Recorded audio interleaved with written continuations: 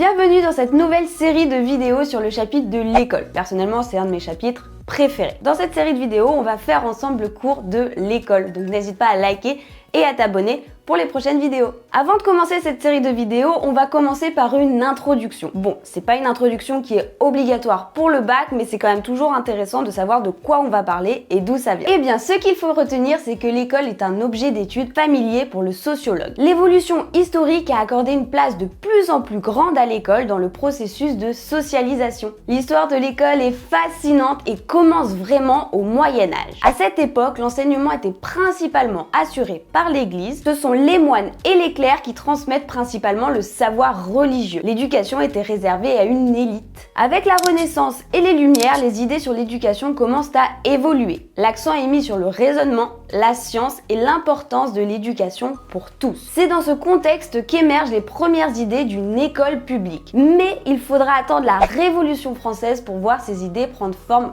concrètement. La Révolution marque un tournant avec la volonté de briser les privilèges et d'offrir à tous les citoyens une éducation. Des lois sont proposées pour créer un système éducatif public, mais les bouleversements politiques empêchent leur mise en œuvre immédiate. Le 19e siècle sera le véritable berceau de l'école républicaine. Sous la Troisième République, des réformateurs tels que Jules Ferry jouent un rôle clé. Tu connais sûrement les lois Ferry de 1881 et 1882 qui rendent l'enseignement primaire gratuit, laïque et obligatoire jusqu'à l'âge de 13 ans. C'est une véritable révolution pour l'éducation. Car pour la première fois, l'école vise à intégrer tous les enfants de la nation sans distinction de classe ou de croyances religieuses dans un projet commun d'éducation. Et au XXe siècle, l'école continue d'évoluer. Les réformes successives élargissent l'accès à l'enseignement secondaire et supérieur, reflétant ainsi les changements sociaux et économiques de la société française. Donc l'école est marquée par une évolution qui tend à ouvrir l'éducation à tous et l'un de ses principes fondamentaux est,